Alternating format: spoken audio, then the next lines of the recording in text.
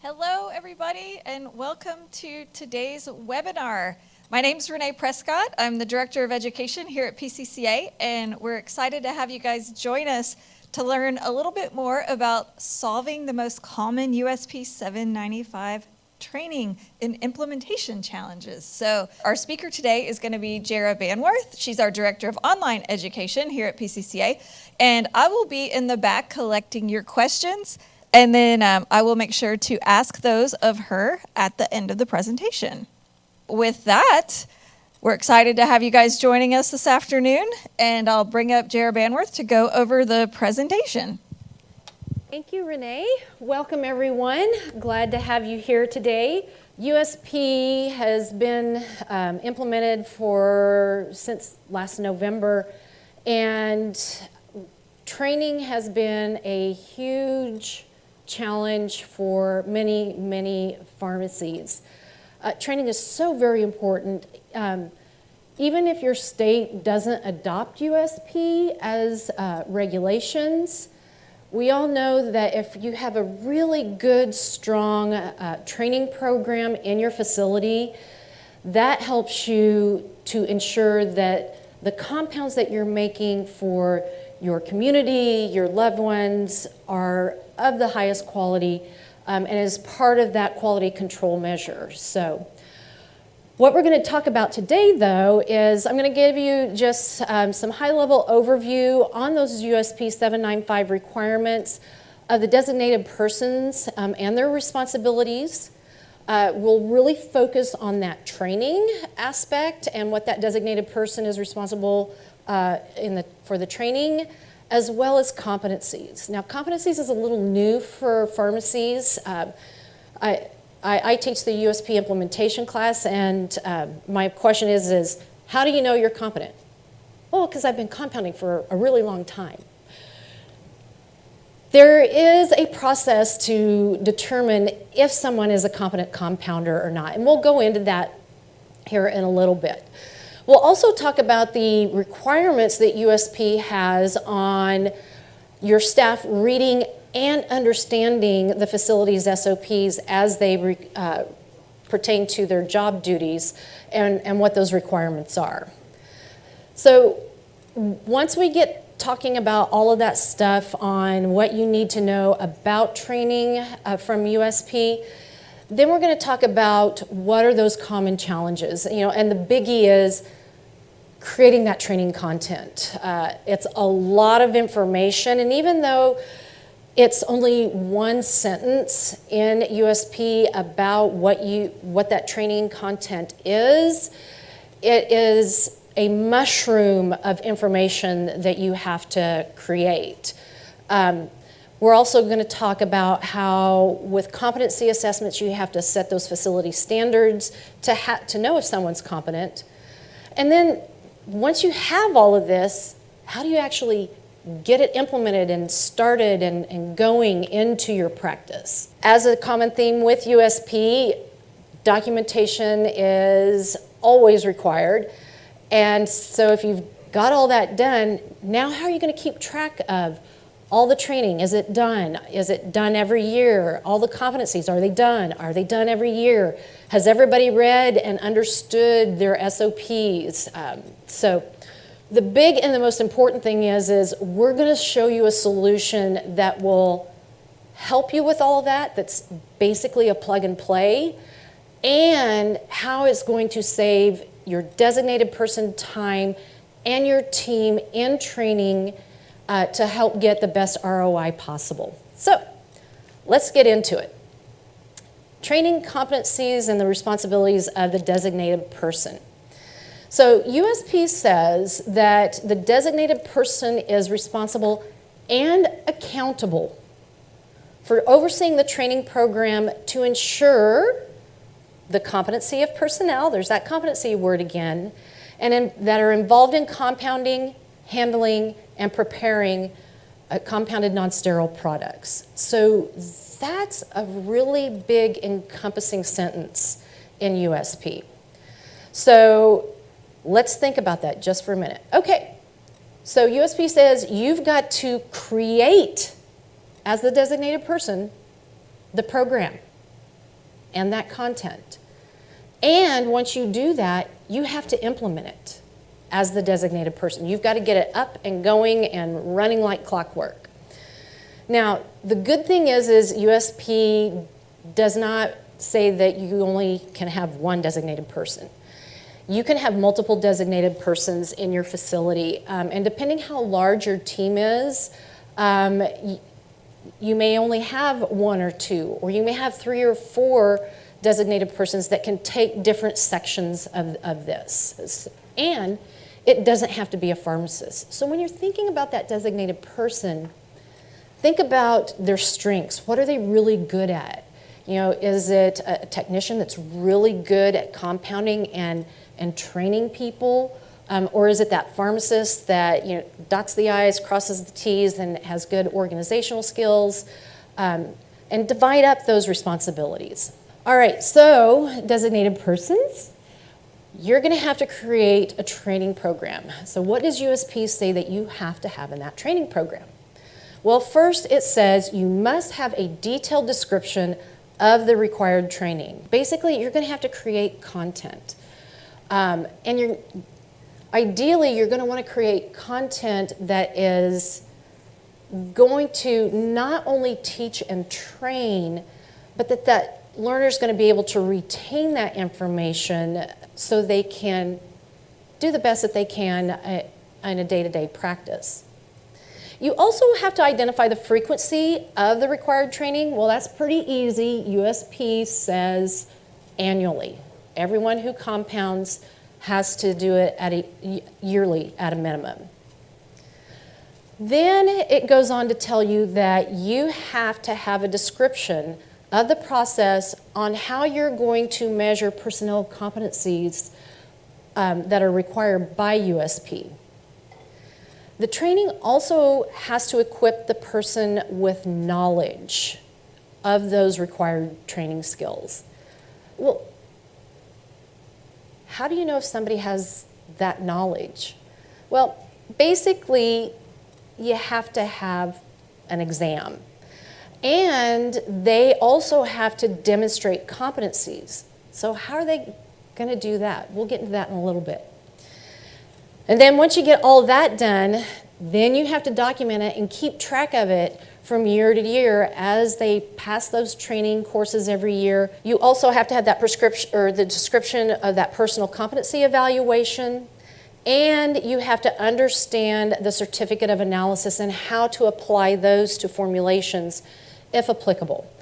USP understands that not everyone is qualified to read a certificate of analysis, but you will definitely need that in your training content as well.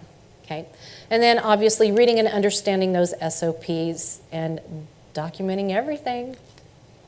All right. So that's the training part. Let's talk a little bit about competency assessments. The majority of us really haven't had a formal process of really identifying if someone is competent in a particular skill set. So what is a competency assessment? Basically, it's a set of standards that you create and then have someone perform that skill set, and then you have an observer observing them and making sure that they do each of those steps that have been delineated in that set of standards. USP requires several competency assessments: hand hygiene, garbing, cleaning and sanitizing, handling and transporting of components and CNSPs, measuring and mixing, proper use of equipment and devices that are used in compounding, and then documentation of the compounding process, which is the master formula and the compounding record. It's like, okay, well, great, there's only 1, 2, 3, 4, 5, 6, 7, 8, easy peasy, right? Well, let's break this down just a little bit. So, garbing. Do you have an 800 facility and a non-hazardous facility? You're going to have 2 separate competencies for gowning and garbing on that. The next one is cleaning and sanitizing. It doesn't say just cleaning and sanitizing of the hood. it's a blanket cleaning and sanitizing of everything. So everything that is required in USP 795 that needs to be cleaned and sanitized, you have to have a competency assessment on that. So that would be equipment, utensils, hoods, walls, floors, countertops, ceilings, all that fun stuff. So you'll have to have a competency assessments on those. And then the other one, this is where that mushrooming effect starts to happen. Proper use of equipment and devices. Let's think about all the different types of equipment we use in compounding. Everything from beakers and hot plates and ventilated enclosures, ointment mills, EMPs. You're going to need an SOP for all of those. Oh, and our favorite, don't forget the capsule machine, right? So that is a big list of competency assessments that are going to need to be created, okay? As well as a competency assessment for how you document your master formula records and your compounding records. So as you can see, it's not just 8 little competency assessments, it's a whole lot more, okay? It's like, okay, all right, so I get it, there's a lot of them, but how do you do it? Well, for each of those competencies, you're gonna have to break down the skill set and the process to be able to do the hand hygiene and the garbing. And so it's basically those processes. We have right here, this is an example of a competency assessment, and this one is for cleaning and sanitizing in the non-hazardous lab. So you'll need to identify a person who will be observing the staff member that's going to be performing this competency. And that particular observer is definitely, one, going to have to be competent in this particular skill set and know how to perform a competency assessment. Then you're going to need to create a system to track and accurately document once everyone has done this particular competency assessment and hang on to it, all right? But what do you do if somebody fails? Let's say they skipped a line or two or didn't quite do a process in one of those little boxes correctly. Then they failed that competency. So now you're going to have to establish a process on what are you going to do for a failed competency. That's pretty much what USP has for the designated person for training responsibilities. But wait, there's more. In addition to everything that we just talked about, this is a list of everything else that the designated person or persons has to do. And if we look at these, I'm not going to read these all to you, but these are huge tasks. Determining if those are suitable, determining on the selected components, monitoring and observing compounding activities, fully implementing SOPs. Those are huge jobs. As well as determining if BUD that you're using are appropriate, reviewing complaints and adverse events, which is another big job. And then on all of this, if there is something that is out of specification, then that designated person is going to have to act on those out of specifications and create a corrective action plan or CAPA. The designated person is also going to have to create a formal and written quality assurance program. And that designated person is going to have to be trained and have an experience in those types of topics, as well as reviewing the QA/QC program that they created every 12 months. So as you can see, it's a lot of information. And if you're sitting there going, oh my gosh, my head is swimming, what am I going to do?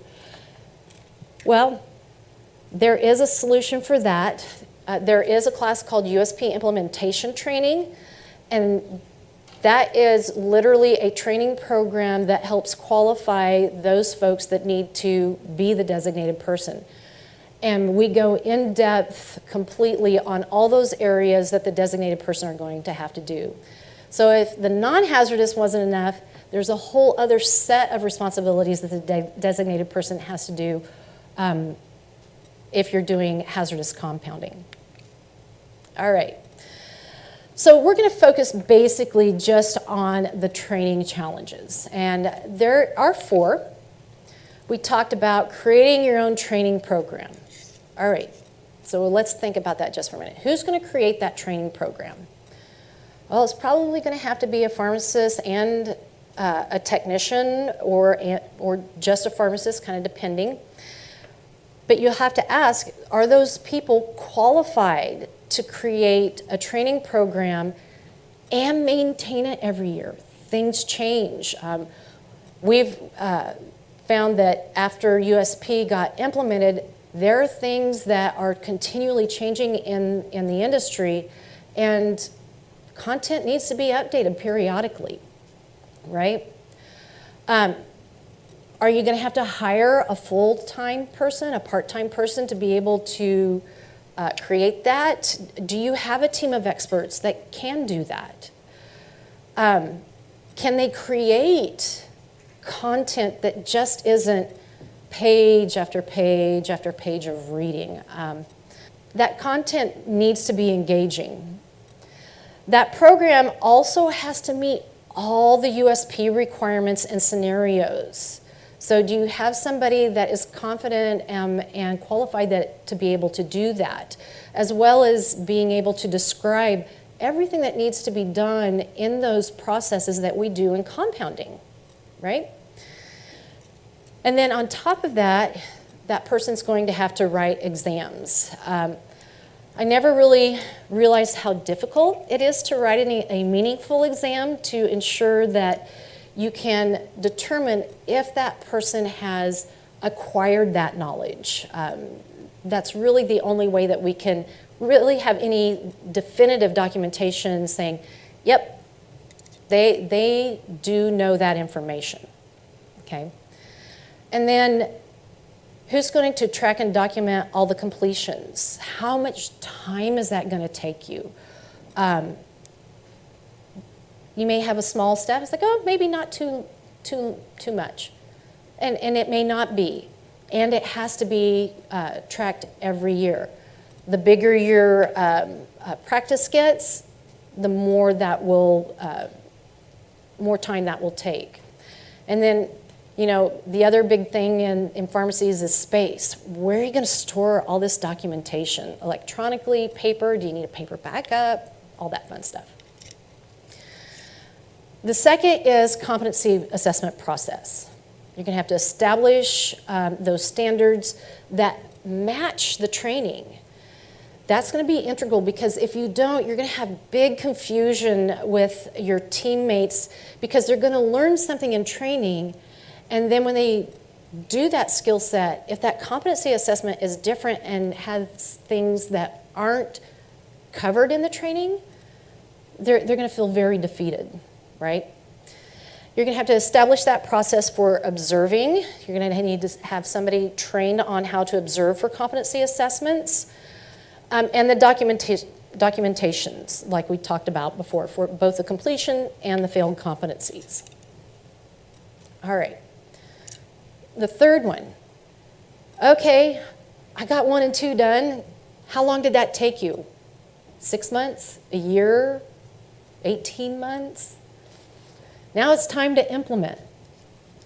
Okay, we're going to have to identify who needs training. What kind of training do they need? How long should this training take? What do you do if somebody doesn't complete it on time? And how do you have a way to identify very readily that they haven't completed their training on time? Does the training differ from new hires to the staff that's already been hired and gone through the training? Or does it need to be? So these are some of the things that you're going to need to think about when you're creating your training. And then how are you going to incorporate the reading of the facility's SOPs by staff into this training process so that it's meaningful versus, okay, yes, let me just read this boring piece of SOP and just get it done and out of the way. That particular perspective is a huge time suck and of benefit to no one. So if there's a way that you can incorporate the reading of your SOPs actually into that training process to reinforce what they've trained, then you're going to set those folks up to hopefully pass that competency assessment the first go round. Okay? And then the last challenge is training documentation. Okay. What do you need to document? Well, basically all of it, right? But what kind of information are you going to want, or are those inspectors and creditors and regulators going to want you to produce? And how readily can you produce it? Are you going to just open up your computer and say, here you go, just look? Or are you going to give them concise information and say, here's where everybody is in their training, and let them ask you for more detailed information? How are you going to track those annual competencies and training assessments, especially if you have an out-of-specification that requires investigations? A lot of investigations, when done properly, oftentimes identifies that there may be a hole or an inadequacy either in the training program or the assessment of the competencies or understanding. And so how are you going to document, well, hey, this training satisfied the annual requirement, but because this person had an out of specification, we had to go back in and they did some retraining, right? It can get really messy really fast. I'm not a good Excel spreadsheet person, so right now I would be going, I'm checked out. There's no way I can do this, right? Well, there is. There is an easy solution that is basically turnkey. Your training content is already created.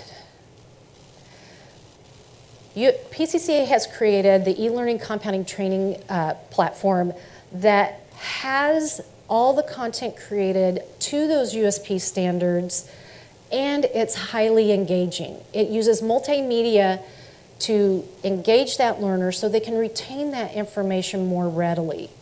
Whether they're an auditory learner, a visual learner, or a tactile learner, this curriculum involves all of those types of learning so everyone can learn a great amount of information.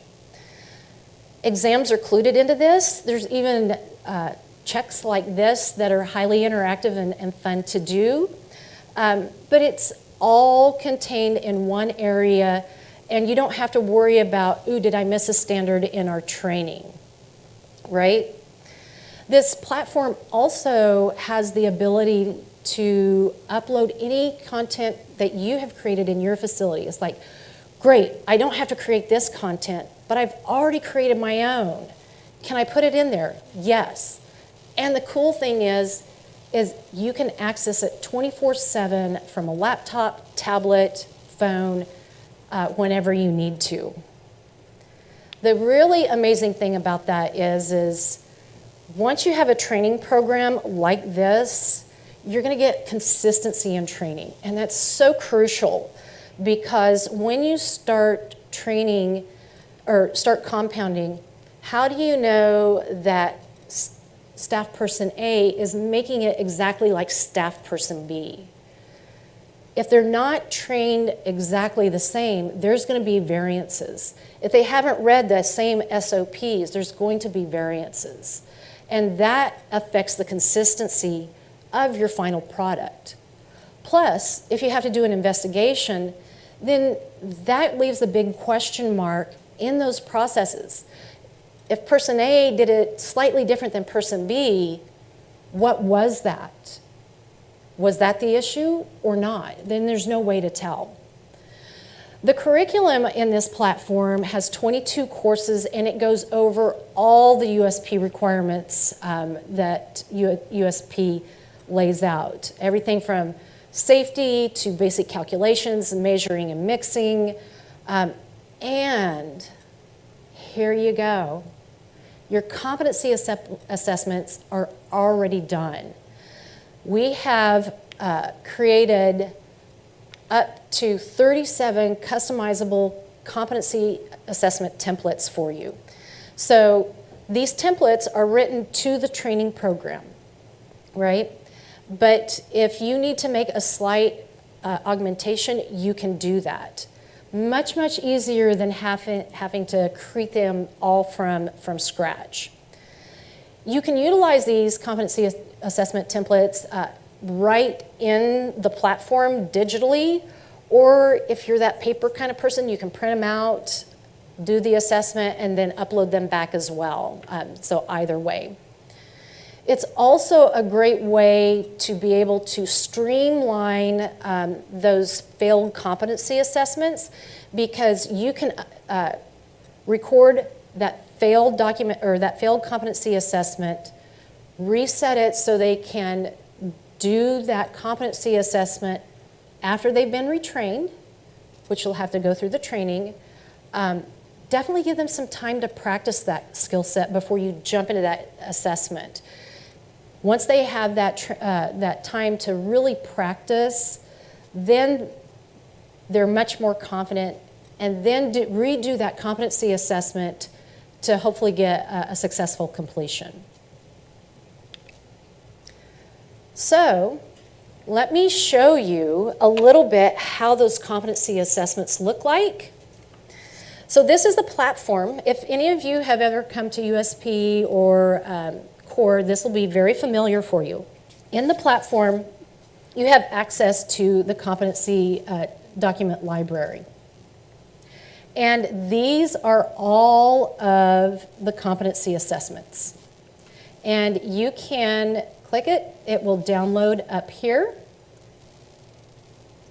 It will pop it up in Word, and then you can come in here and make any kind of adjustment that you need.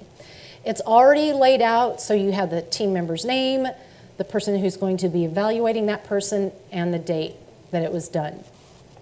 So ideally, when you do this, you would have somebody performing that competency assessment, and then you have that trainer or designated person. The designated person does not have to train people, and they do not have to assess the competencies. They just have to make sure that they get done. So that evaluator would observe the person, and every step that they do, they would put in an X. And then once that's all filled out, their competency assessment is completed. So once you have that updated, this is what the person who's going to be assessed, this is what their dashboard looks like. Now, you can look into the recent achievements widget and go to external learning, and you can see all of the different competency assessments that they have done, when they did them. And here's the really cool thing. This is how it's going to save you a ton of time. There is an expiration date that lets you know when it's going to expire. And the system will also trigger to move those back in so the person can do it again. And so to do a competency assessment, you just click on the course, click into the e-signature course, and you start it. You have already downloaded that competency assessment that I showed you. You download it, open it up, and then this is when the observer takes over. And as they do each step, they put an X in there or a check mark, whichever works best. And then once it's completed, you will save it, and then you can go choose the file, grab it out of your file, and then the person who is being assessed Their name will go in here. This is actually me. And then that person will click this box. This box says, I understand that checking this box constitutes a signature confirming that I have read, understood, and accepted the contents herein. That's basically having the person who's being assessed saying, yes, I've passed this competency assessment, I know I've passed this competency assessment, and I am competent to do the skill set. If it's a failed one, the same check applies. Yes, I know I failed this competency assessment, and I know I have to do the remediation for that. Then all you do is click Save, and it's done. You can do this without having to do any paper requirement. So that's the competency assessments. Very sleek, very concise, very quick. So it's like, okay, great. All the content is created for me. People can go in and they can do it on their own. I don't have to have somebody sitting there leading them through every step of the way. And I've got the competency assessments, great, super slick. It's time saving there. And that's where a lot of people get stuck. Okay, how do I get this to where everybody's doing the training in a process? What we have learned over the last couple of years is have the learner complete the course and get a 70% or better on the exam. Once they get done with that content, then assign SOPs so they can read them. Now the really cool thing here is that you saw how those competency assessments were loaded up? Your SOPs can be loaded up as well, and then you can assign them to the individuals who need to read them.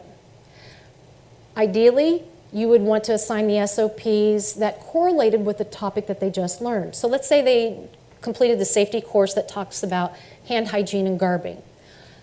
Then I would assign those SOPs for that person to complete and read, and then they would do the whole e-signature thing again, and then they can start practicing.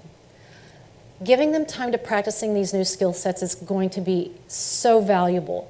It's going to build the confidence of your compounder and really empower them to understand what they're doing and being consistent. Then once that's done and they're like, yep, hey, I'm ready to go, then your designated person can do that competency assessment, okay? And we saw how that was done.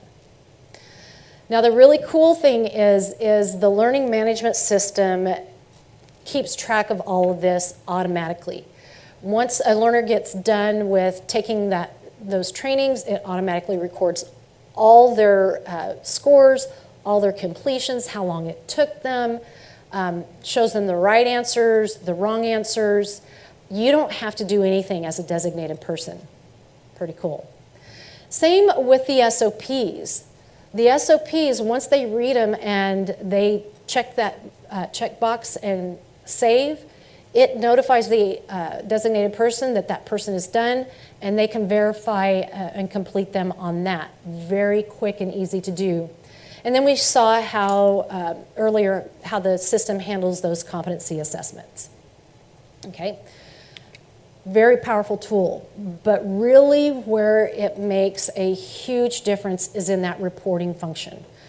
As a designated person, you will have access to a whole host of different kinds of reports. You can run a report as high level as you want, or you can really dig down and see minute amounts of information. But these three reports are probably the most used reports. The course and user report is what you're going to use to keep track of people doing their course completions.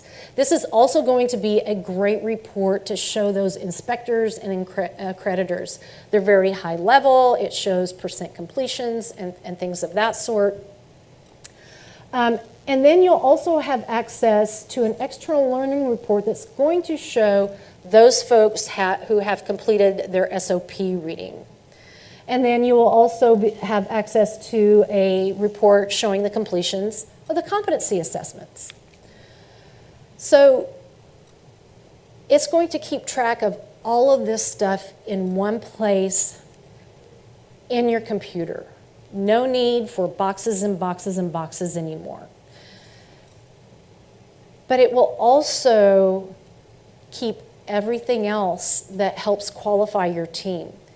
If you do third-party testing is a very valuable tool, not only for your processes and your product, but it also verifies your staff person that they can compound that particular type of compounding process appropriately. So that's another piece of information to be able to put in their training qualifying documents to demonstrate that, yes, they've been trained, yes, they've been deemed competent, and look, we have a third-party testing result that can verify that as additional data. All of that information can be kept right here in the platform. You don't have to go to another file in your computer. All the hard copies can be stored right in this platform. Let's say you have technicians that are certified pharmacy technicians, or you have a pharmacist who is a board-certified sterile pharmacist. Those type of certifications and documentations can also be kept right here. You're not going to have to store them somewhere else. And so it's really a robust system to keep everything located in one place. Okay? Reporting. So on reporting, that particular, I showed you those 3 reports. You can do a whole lot more than just those 3 reports. You're going to have the reporting on training and retrainings, competency assessments, the reading of the SOPs. And I was talking about those high-level reports. Well, this is one of them. So this shows you everybody in your team. This shows you when they last attempted the courses. This shows you the percent complete. So we can see here Forest Blue is 5%, and this person is 95%. And then you can also see what date they were assigned as well. And that will give you a good indicator how well their progress is progressing, right? These particular reports are in PDF fashion. This is another report. It's a more detailed report that you might want to use. And this particular report will break it out into the different courses. So in this course, Stephen and Rosemary have started it. And it looks like Stephen has completed it as well as Rosemary. The reporting can also be reported out in an Excel spreadsheet. That's your choice. In the PDF, you really can't manipulate that data and do any filtering functions, but in a CSV file, you can. It exports all the same information, it just puts it in an Excel spreadsheet so you can filter things out. Now, this particular report is a customized report that we did for a member, and they have done a lot of customizations and have worked with the online education team to really enhance and squeeze out the return on investment of this platform to make things not take as much time even more. So they have the learning path that's included in the Essentials package, and then they went ahead and utilized the customizations and created a second learning path for pharmacists. And then you can see here, this is where they have all the documentation of reading of the SOPs. So in this report, you can see if somebody has completed it, when they completed it, where they're at in completion, the different course titles, as well as the user percentage. So As a user, there may be some reports that you're not able to create. You can reach out to the online education team and ask for a customization on basically anything in the platform, okay? So it's like, okay, this is great and everything, you know, I'd really like to learn more, but I'm a little trepidatious because if you're anything like me, it's like, yes, I need this software. And I get it, and I'm like, oh, what do I do now? Well, the great thing is you will get onboarding support. Once you sign up, we will build the team for you. You will have literally turnkey access. It's plug and play, ready to go. On that first onboarding session, we're going to have a Zoom meeting with you and your designated persons and take you step by step through those processes and record that for you guys to utilize as a tool later. The platform also has a wealth of videos on how to utilize all the different features as well. So there is a lot of support. You'll also get support for any questions that you have on that learning path that comes with the essential packages, whether it's like, hey, I don't understand this question, or hey, I don't know how to view this particular area of the learning path in the platform, can you help me? Absolutely, we're gonna support you in that. We're also going to support you in creating those competency assessment templates and e-signature courses that you will need to create so you can assign those and really customize due dates and assigning for your teams, both for the competency assessments and your SOPs. But if you're like, that's great, but what if I've got a huge team and I really want to do some significant customizations on this. We can do that for you. We have two additional support packages. We've got the professional support package. So if you're a pharmacy that has training content already created that you want to incorporate into this training and you don't know how to do that, this particular support package would be great for you. It will also help for those particular pharmacies that have team members that need specific learning experiences as well. The eLearning Unlimited support is basically everything. We will support you not only on the essential stuff that I talked about a little earlier, but you get everything in the professional support, and we can customize learning paths for you, like you saw in that report with that other member. We can also create sub-teams for you. If you're like, well, I want my technicians to do this training and I want my pharmacists to do that training. We can do that for you.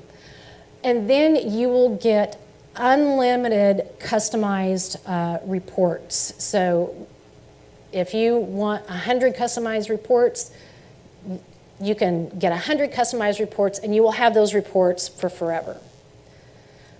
But maybe you are tech savvy and it's like, oh, maybe I don't need all of that. Let me start with the essential support package. Let me get into it and then see what I need.